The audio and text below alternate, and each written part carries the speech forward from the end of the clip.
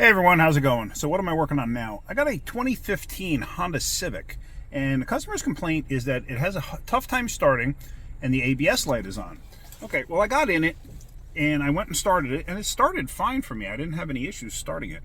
But usually when I hear something like that they have one light on or two lights on or a whole bunch of lights on and they have a hard time starting it, usually I think it's like a battery voltage issue, usually. Not all the time. But anyway, so I ran a code scan on it, and surprisingly enough, it does have codes only in the anti-lock brake module, I think. Oh, and a tire pressure monitor too, but that's pretty much it. But let me show you real quick what I got. So down here, you see engine has nothing, transmission has nothing, ABS has nothing. However, you get to airbag has nothing. Get to ABS, VSA modulator control unit, power source circuit, low voltage. Okay, kind of what I suspected initially before even looking at the car. And then low air pressure. Okay, and then the tire pressure monitor, low tire pressure, low tire air pressure. And then there's no other codes in anything else, which is a little on the surprising side if this thing does indeed have a battery that's going bad. So now here's readiness monitors. You've heard me talk about this before. Now if you look at these and you look, every single readiness monitor has been checked off, meaning they've passed. What does that actually mean? Well, that means that the self-tests that the vehicle does for itself have all passed. So it's like, no, the battery wasn't dead enough to wipe the codes out. No, the battery wasn't disconnected. No, nobody cleared any codes, at least recently. So I still got a funny feeling it may be just a bad battery. So what I'm going to do is I'm going to pull it inside. I want to test the battery, see what it comes up with, and then we're going to go from there. Like I said, I don't know. It could be, might not be. This vehicle also has 195,000 miles on it. Like I said, it's a 2015. And according to the oil change sticker, it's overdue for an oil change. And it also said on the dashboard, overdue for service. So we're going to give it a once over for service and stuff like that and see what's required. Okay, so we're in the shop now, and I just wanted to check a few things. Looked at the battery. It's a Duralast, which they're okay batteries. But let's just check the oil real quick. We're under the hood. I do have my battery tester already hooked up and ready to go, but let's just check our oil real quick.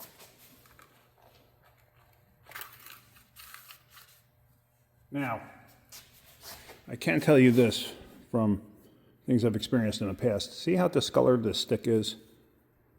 It gets dark all the way up to the top here where it's basically hidden from the vapors inside the engine. Whenever you see a dipstick that's like all discolored like that, usually it means that maintenance was not a high priority on that vehicle.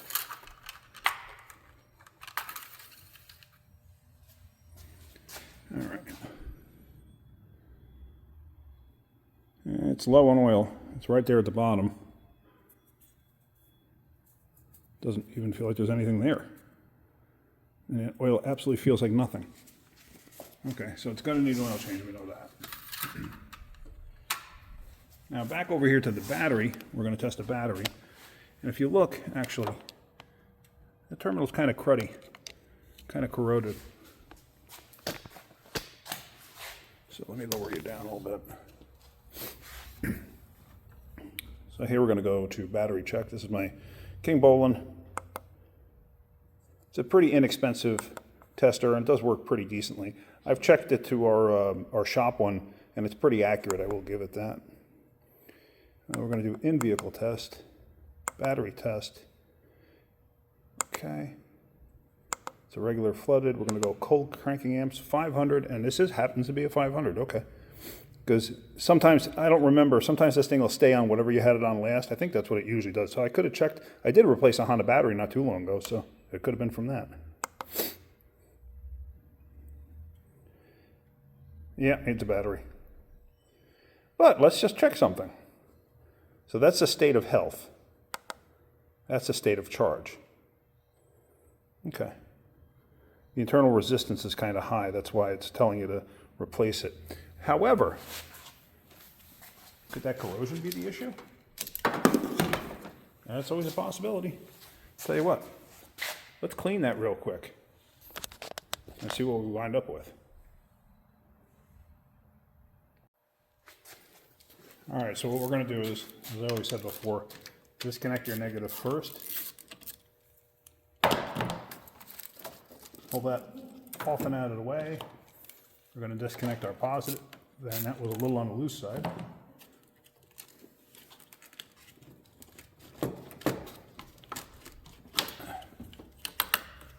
And yeah, there's corrosion all up inside there. See that?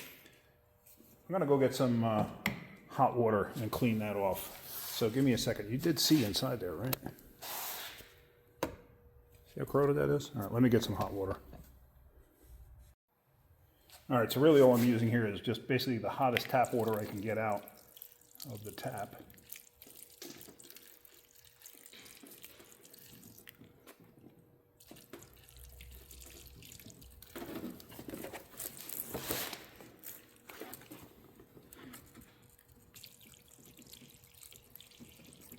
Usually I like to use water out of the tea kettle, like boiling water. But this will suffice. All right.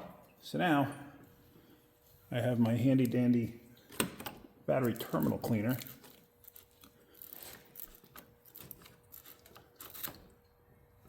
Just realized too the battery hold down is missing from this thing. Not a big deal.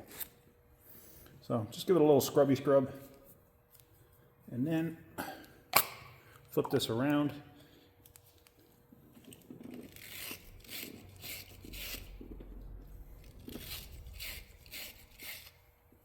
Clean up inside.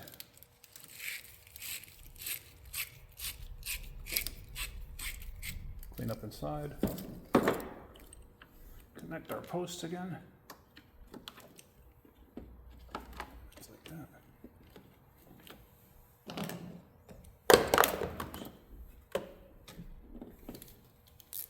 Like I said, positive first, negative second.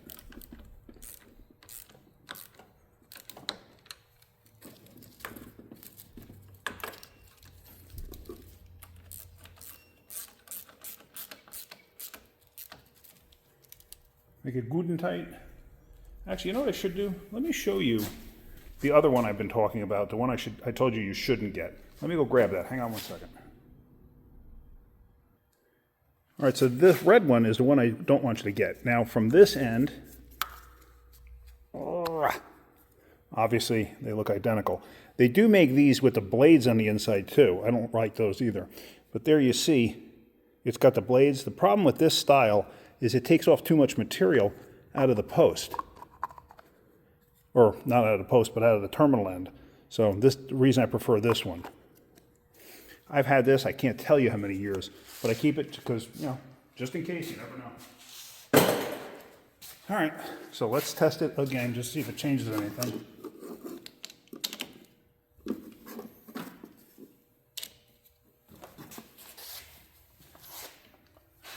All right. So here we go. We're going to hit enter, bring it to 12 volts. In vehicle, battery test, regular flooded, cold cranking amps, and 500. No, okay, it's still no good.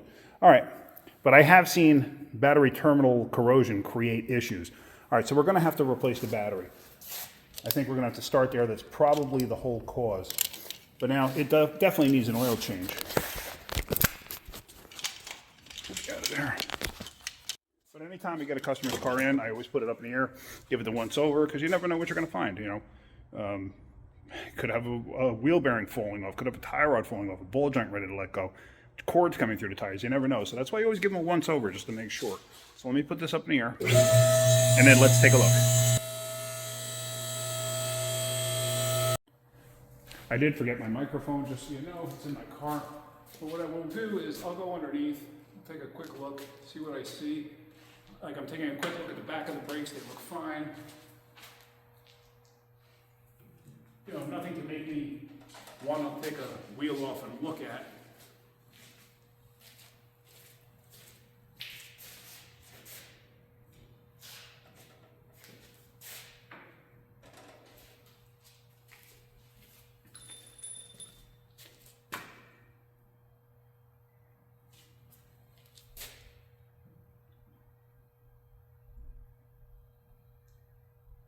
And I do see a bit of an oil leak. I actually do see a bit of an oil leak. Let's see.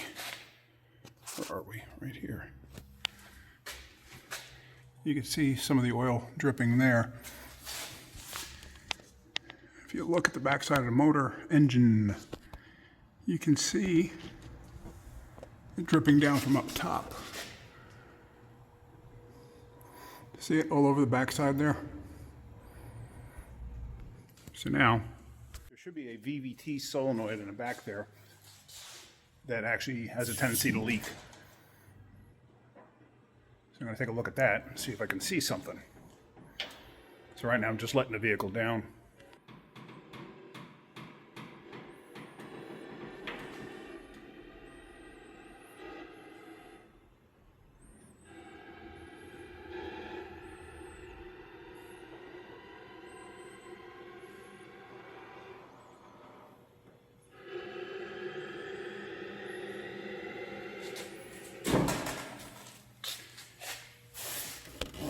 That solenoid there, in that area, that's what usually leaks. And as you see, there's actually oil all over the place. There's a gasket in between those two pieces there.